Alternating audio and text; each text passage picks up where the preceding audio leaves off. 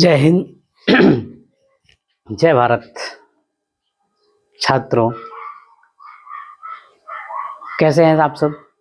आशा करते हैं आप सभी एंजॉय कर रहे होंगे। आज हम बात करते हैं अपने भूतकाल की।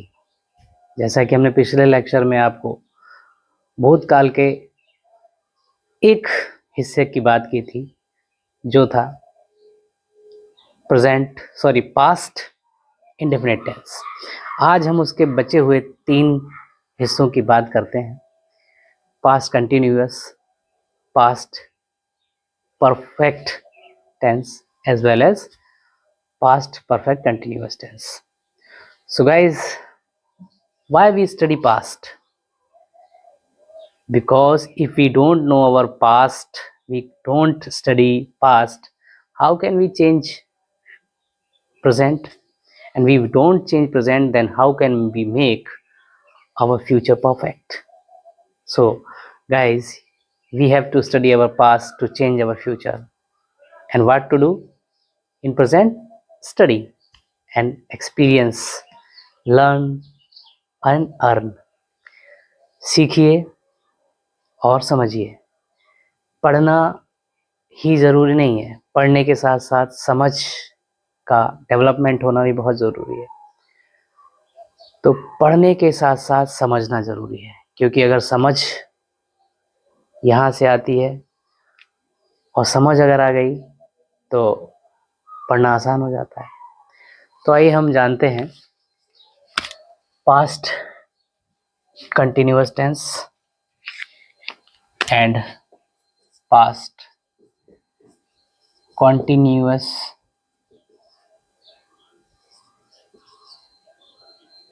tense, past perfect tense and past perfect continuous tense। तो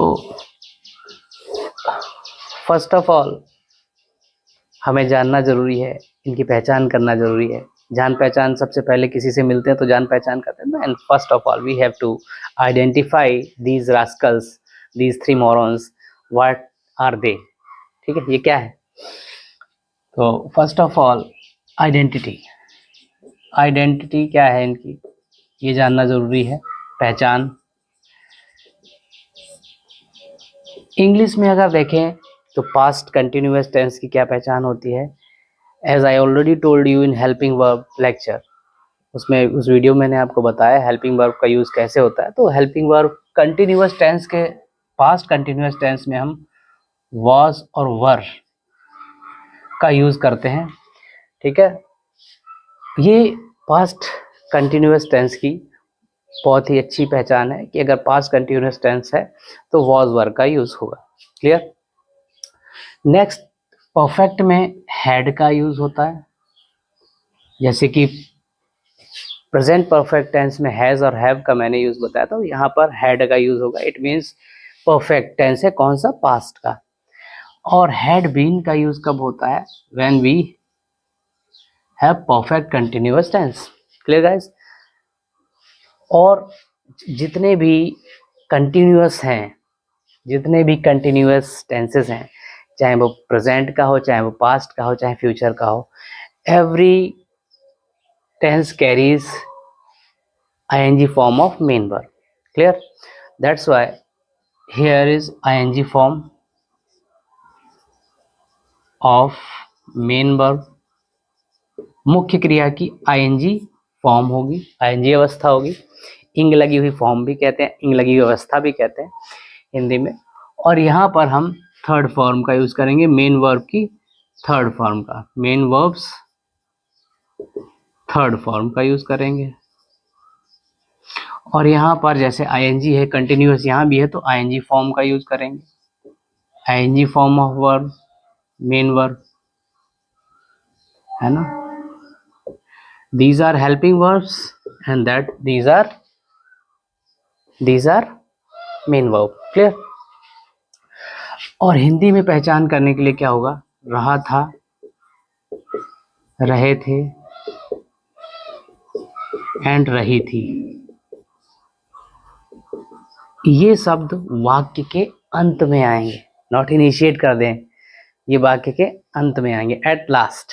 ठीक है, हिंदी में पहचान ये है। ठीक है, और इंग्लिश में पहचान क्या है, was were and ING form का यूज, ये इंग्लिश में पहचान होगी।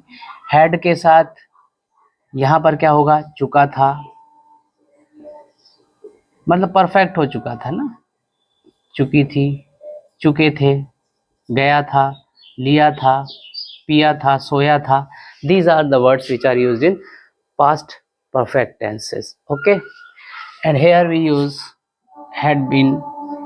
यहाँ पर टाइम फ्रेम भी होगा, टाइम भी होगा, मेन क्या होगा यहाँ पर, टाइम होगा, कब से शुरू हुआ कब खत्म हुआ, it is given in here, कितने समय तक काम चला, it is given here in this perfect continuous tense. Time, time के लिए हम सिंस और फॉर का यूज करते हैं। हैड बीन के जितने भी बीन लगे हुए होते हैं, जितने भी परफेक्ट कंटिन्यूअस टेंस है उसमें हम सिंस और फॉर का यूज करते हैं, सिंस और फॉर का यूज करते हैं।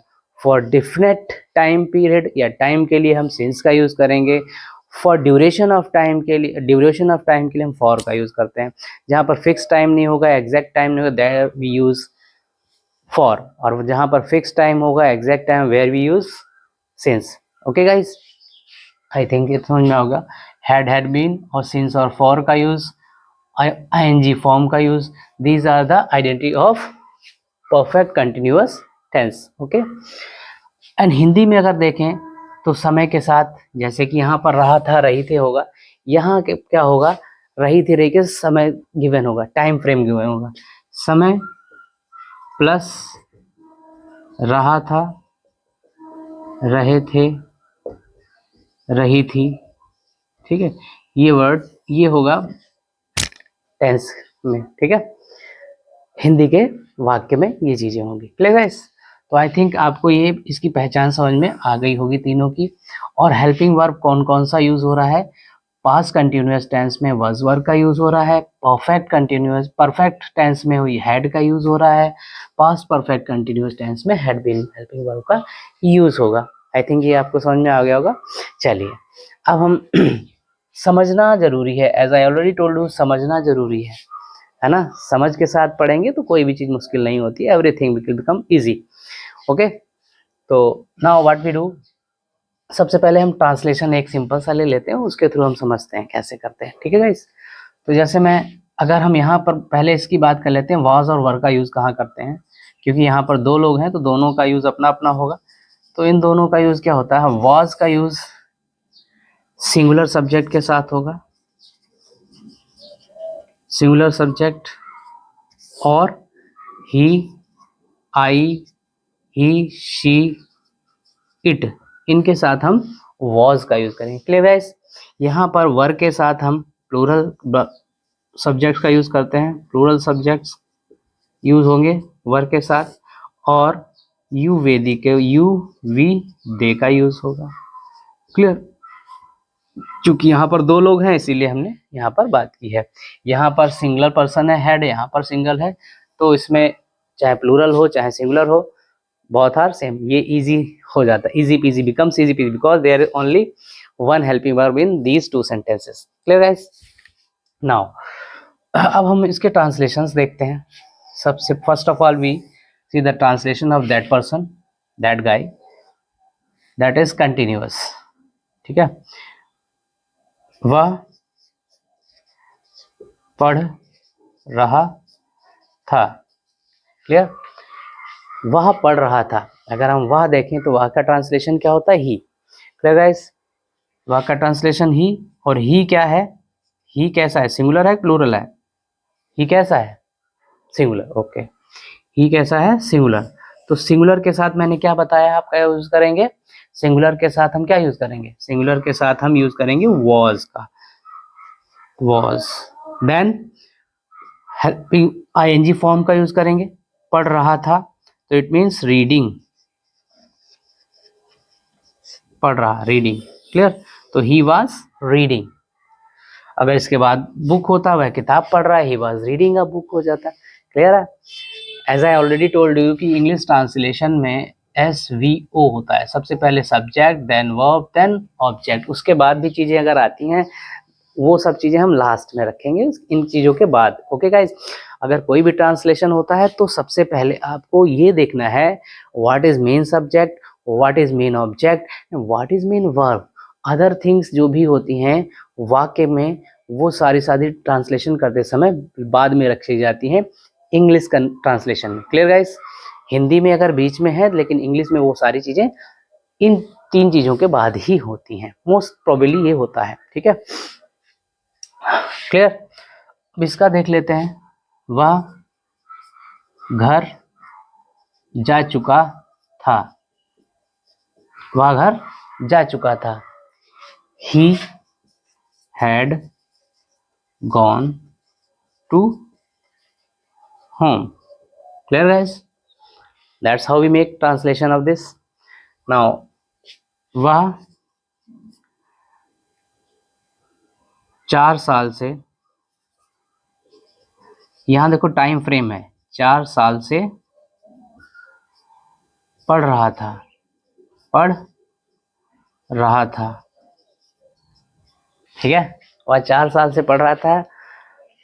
अब पढ़ रहा है कि नहीं पढ़ रहा है, यू ऑलरेडी नो कि पढ़ रहा था, अब नहीं पढ़ रहा है। Now it is discontinued, but here in this 4 he was continuous. Okay, तो यहाँ पर हम क्या लिखेंगे? 4 साल से पढ़ रहा था। सबसे पहले ही, और ही के साथ हेल्पिंग वर्ब क्या होगा? Had been. जैसे कि सिंगल पर्सन है तो had been. Okay,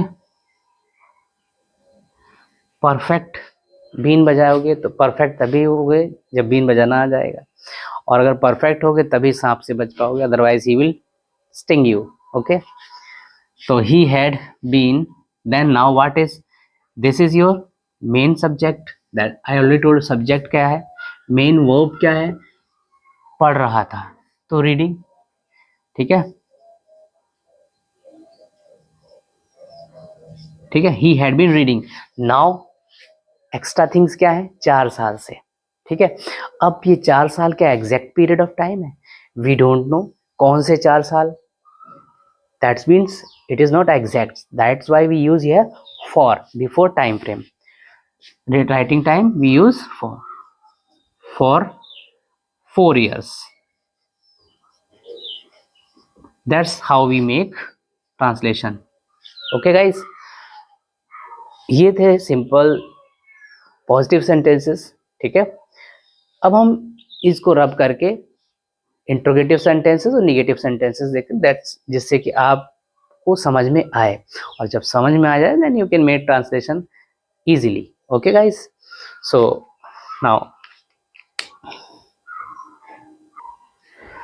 now we move to negative sentences. हम नेगेटिव सेंटेंसेस को देखते हैं।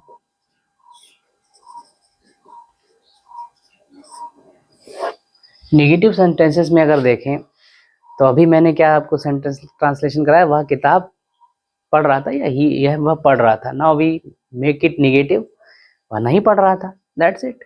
या तुम नहीं पढ़ रहे थे, मैं नहीं पढ़ रहा था। क्या? बुक, मैं किताब नहीं पढ़ रहा था। टेक, मैं किताब नहीं पढ़ रहा था। ठीक है, मैं किताब नहीं पढ़ रहा था, but you should indulge yourself in your book. ठीक है, किताबें अच्छा ज्ञान देती हैं, फुल प्रूफ ज्ञान देती हैं। वीडियो आप देखिए, उसके बाद बुक्स का बहुत ही अच्छे से यूज़ करिए। Books is very much, books बहुत ही ज़रूरी हैं। Books are very much needed things. कोई भी फ्रेंड इतना फ्रेंडली नहीं होगा जितना कि बुक्स हो सकती हैं। So make it your books as your friends and treat them like friends. They will provide you an extra opportunity to success in your life. Clear? So मैं किताब नहीं पढ़ रहा था। I am का यूज होगा। I am, why not I am? Because you told me that रहा था, it means it is past. Clear? पढ़ रहा था, it is past, so we use past helping verb, that is was or verb। तो was use करेंगे क्योंकि singular हूं, I already told you that was is used for before, after I and he she it as well as singular subjects. ठीक है, तो हम I के साथ was का यूज कर रहे हैं. I was. now that is helping verb और मेन वर्ब आप इंक्लूड करिए. They are becomes verb. ठीक है, तो as I to subject verb and object. Verb अभी अधूरा हेल्पिंग वर्ब है. मेन वर्ब क्या है?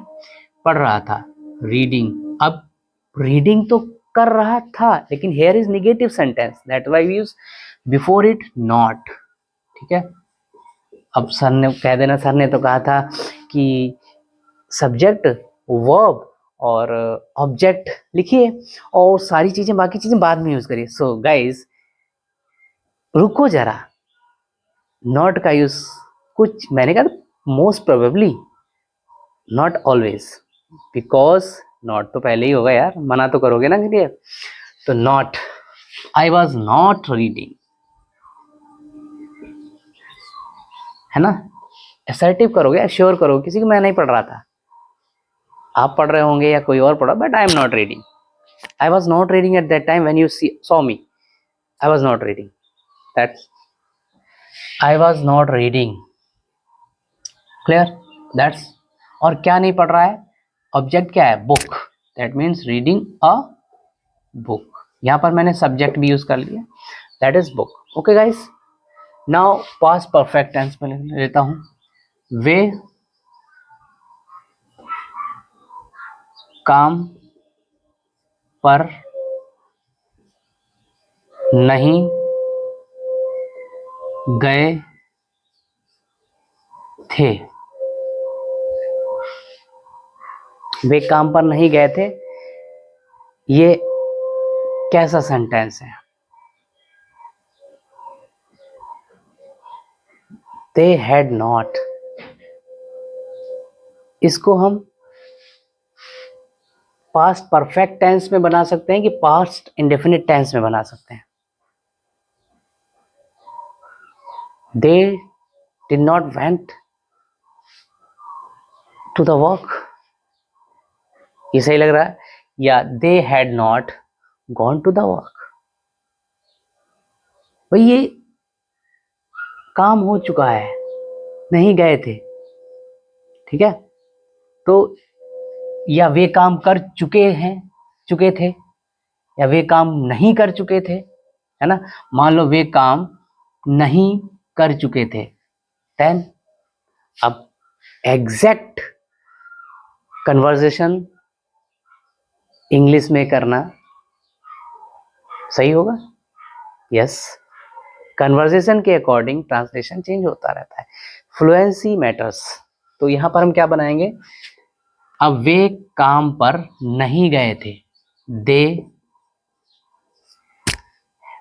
Had not gone to the work. They had not gone to the work. वह काम पर नहीं जा चुके थे, है ना. मेरे आने से क्या मेरे आने से पहले वे काम पर चले गए थे. यहां पर बना सकते हैं हम. इसी को इंट्रोगेटिव जब बनाएंगे तब सिखाएंगे. मेरे आने से पहले वे काम पर नहीं गए थे. मेरे आने से पहले वे काम पर नहीं गए थे, या मेरे आने से पहले वे काम पर जा चुके थे, है ना. अब हम एक सेंटेंस लेते हैं. मेरे आने से पहले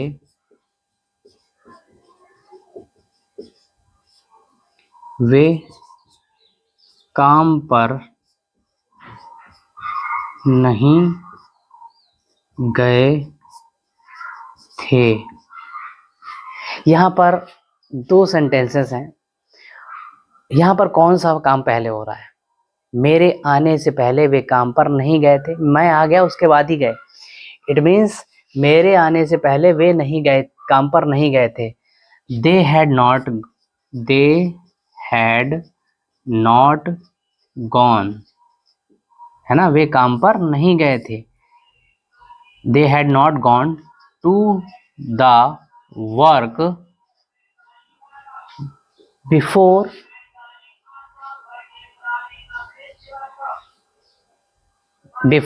आई केम, बिफोर आई केम।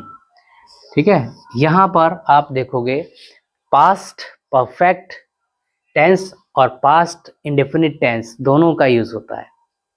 ठीक है, तो यहां पर मेन क्या है, वे काम पर नहीं गए थे। सबऑर्डिनेट क्या, मेरे आने से पहले या मेरे आने के बाद। ठीक है, तो ये डिपेंडेंट क्लॉज है, तो इस डिपेंडेंट क्लॉज को हम पास्ट इंडेफिनिट टेंस में बनाएंगे और इंडिपेंडेंट क्लॉज को हम पास्ट परफेक्ट टेंस में बनाएंगे। इसको जरा ध्यान रखें आप, जब भी दो क्लॉजेस के हिंदी में वाक्य आते हैं पास्ट टेंस के, तो जो क्लॉज डिपेंडेंट होगी उसको हम मेन टेंस में बनाएंगे और जो इंडिपेंडेंट होगी उसको हम पास्ट इंडेफिनिट टेंस में बनाएंगे। जो इंडिपेंडेंट होगी वो किस पे बनाएंगे, पास्ट परफेक्ट टेंस में, और जो डिपेंडेंट होगी उसको किस पे बनाएंगे, पास्ट इंडेफिनिट टेंस में। ठीक है guys, now we move to past perfect continuous tense. वे काम पर 2 दिन से नहीं जा रहे हैं।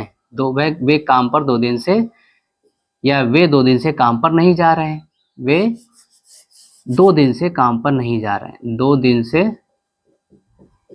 काम पर नहीं जा रहे थे। वे 2 दिन से काम पर नहीं जा रहे थे। तो सबसे पहले वे का हम क्या लिखेंगे, दे। देन हेल्पिंग वर्ब क्या होगा, हैड बीन। अब बीन से पहले अगर नेगेटिव सेंटेंस है तो नॉट का यूज करेंगे। ठीक है, नेगेटिव सेंटेंस है तो वहां बीन से पहले हम नॉट का यूज करेंगे। They had not been. ठीक है, हैड और बीन के बीच कौन आ गया, नॉटवा आ गया, नोट आ गया, है ना। तो नॉट आ गया, बीन, फिर क्या होगा, ये मेन हेल्पिंग वर्ब क्या है, जाना। ठीक है, जा रहे थे। नॉट बीन गोइंग, कहाँ, टू द वर्क। कब से नहीं जा रहे थे, 2 दिन से। कौन से दिन, नहीं पता, that's why we use for. ठीक है, फॉर 2 days। ठीक है, सिंस और फॉर का यूज हमेशा याद रखिए। सिंस का यूज कब करते हैं और फॉर का यूज कब करते हैं। मैंने कहा ना, डेफिनेट टाइम के लिए हम सिंस का यूज करेंगे। डेफिनेट टाइम फ्रेम होता है।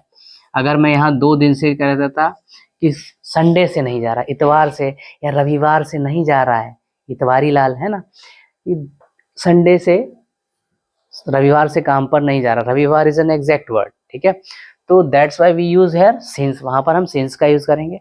ओकेजन, दिवाली, दशहरा, ये सारी इन पे सिंस का यूज करते हैं।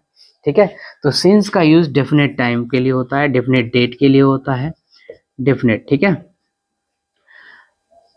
यहाँ पर इनडेफिनिट टाइम के लिए हम फॉर का यूज करते हैं, जहाँ स्पेसिफाई नहीं होता है कितने समय से काम हो रहा था। ठीक है, वहां पर स्पेसिफाई नहीं होता, वहां हम इनडेफिनिट फॉर का यूज करते हैं, और जहां डेफिनेट होता है वहां पर हम सिंस का यूज करते हैं। ये आपको ध्यान रखना है। ठीक है, डेफिनेट का मतलब समय डेफिनेट हो, 2 दिन, 4 दिन, 5 दिन, 2 साल, 4 साल, 4 महीना, ये डेफिनेट नहीं है। These are all indefinite. कौन से 4 महीने, वी डोंट। अगर टाइम फ्रेम जुलाई से काम कर रहा है, दैट बिकम्स डेफिनेट। अगस्त से काम कर रहा है, दैट बिकम्स डेफिनेट। ठीक है, 2 साल से, ये डेफिनेट नहीं है।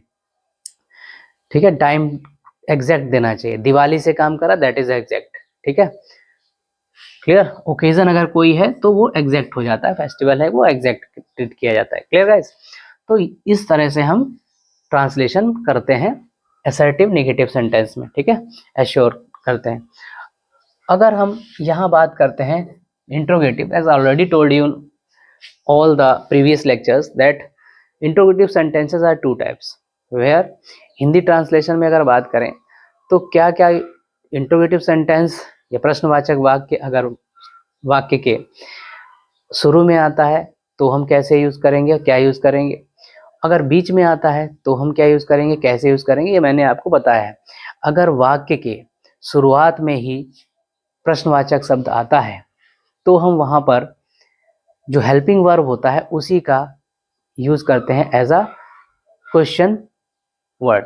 ठीक है, जैसे कि क्या वह घर जा रहा था, तो यहाँ हेल्पिंग वर्ब क्या है हमारा, वॉज। ठीक है, तो वॉज का ही यूज़ हम क्या के लिए यूज़ करेंगे, was he going to the home, to home. ठीक है, अगर यहीं पर होता है वह घर क्यों जा रहा था, तब क्या करेंगे, वाई का यूज करेंगे, then after was and then after subject helping verb, जैसे व्हाट के बाद ही आ गया है या वाई के बाद ही आ गया है या हाउ के बाद ही आ जाता है, तो हेल्पिंग वर्ब तो ऑलरेडी सब्जेक्ट से पहले आता है। तो आइए देखते हैं, पहले उसको समझते हैं।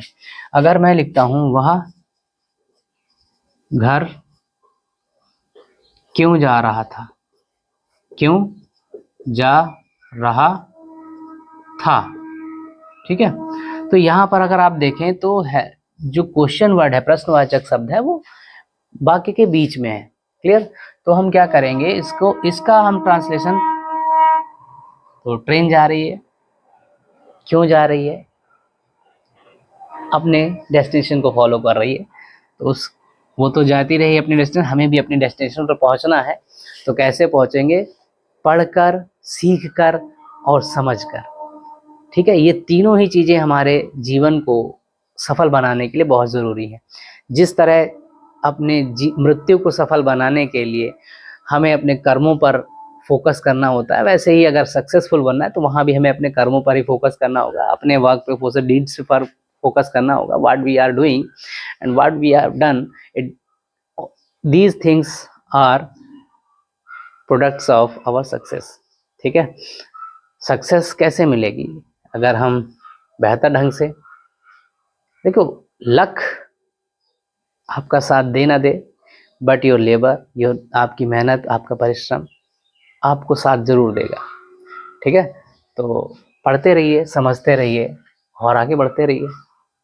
वह घर क्यों जा रहा था, तो क्यों का हमने कहा ट्रांसलेशन सबसे पहले लिखेंगे, क्योंकि अंग्रेजी का तो वाई, और इसमें हेल्पिंग वर्ब वाज का use, then was, why was he going to home, going to home, that's how we make a translation. Clear guys. Second types of translation क्या है, जिसमें कहा, मैंने कहा पहले आ जाए आपका प्रश्नवाचक शब्द, क्या वह घर जा रहा था, तो यहाँ पर क्या शुरुआत में, that's why helping verb treated as an question word. ठीक है, हेल्पिंग वर्ब वाज है, तो was he going to the home. Clear guys, तो that's how we make translations of interrogative sentences. Interrogative, clear. यहाँ पर अगर हम इंट्रोगेटिव देखें तो कैसे बनाएंगे, तुम शुक्रवार से पढ़ाई क्यों नहीं कर रहे थे, क्यों नहीं कर रहे थे, why, why you are not studying, you should study. ठीक है, you should understand, learn, understand, understanding is more beneficial to you. Make your understanding, develop your understanding. तो तुम, इट मीन्स यू। अब बताओ यू यूज करेंगे क्योंकि ये क्या है, हमारा क्वेश्चन वर्ड है, तो क्यों का ट्रांसलेशन सबसे पहले हम यूज करेंगे why, then helping verb had, been बाद में यूज करेंगे सब्जेक्ट के, वाई हैड यू, नहीं नॉट, मैंने कहा नॉट के बाद बीन आएगा, been, why had you not been studying. Book जब आपके सामने होगी ना तब हम रीडिंग लिखेंगे, और बुक आपके सामने नहीं होगी तो हम स्टडिंग लिखेंगे। Clear. Why had you not been studying. अब यहाँ पर एग्जैक्ट टाइम है शुक्रवार, दिन शुक्रवार है, शुक्रवार राती मुझको नींद नहीं आती, हम शनिवार नहीं, हम शुक्रवार कर, है ना, वीकेंड हो जाता है, शुक्रवार को एंजॉय करेंगे, 2 दिन रेस्ट करेंगे, है ना। जॉब में ऐसा होता है, एमएनसीज में, मल्टीनेशनल कंपनीज में सैटरडे संडे ऑफ रहता है। ऑफ क्या, वो 7 डेज वर्किंग रहती है, नाम के लिए ऑफ होते हैं। सो गाइस, हम यहाँ पर आते हैं, शुक्रवार यहाँ आपका डेफिनेट टाइम है, that's why we use since. Since कब से, शुक्रवार से, Friday, Friday means dry day, okay. तो ये है translation, why had you not been studying since Friday. अगर यहीं पे होता क्या तुम शुक्रवार से पढ़ाई कर रहे थे, तब क्या होता, हम हैड का यूज पहले करते, had you been studying since Friday. Clear guys, that's how we make translations of past tense. 3 I already told you, 1 in previous lecture. Now here are 3 in one video, 3 in 1. Clear? तो past tense का past continuous tense किस तरह से मैंने translation किया, past perfect tense में कैसे use किया, and third one is past perfect continuous tense. Clear guys? So guys, enjoy this, और आई थिंक पढ़िए, वो जरूरी है, लेकिन समझना उससे भी ज़्यादा जरूरी है, क्योंकि पढ़ने के बाद समझना इसलिए जरूरी हो जाता है। कहते हैं ना कि पढ़े लिखे का होवत है, जब तुम्हारा व्यवहार सही नहीं, आचार नहीं, व्यवहार नहीं सही, तो कहते हैं ना यार कैसे पढ़ाई लिखाई किए हो तुम यार, तुमको बोलने का भी कमीज नहीं है ना। तो अगर आप पढ़े लिखे हैं तो समझदारी डेवलप करिए, how to behave, how to speak, इस पर भी ध्यान दीजिए, और मोस्ट प्रोबेबली अपने बड़ों का, अपने घर वालों का सम्मान करिए, रिस्पेक्ट करिए, पढ़ते रहिए, मस्त रहिए, एंजॉय करते रहिए। जय हिंद, जय भारत।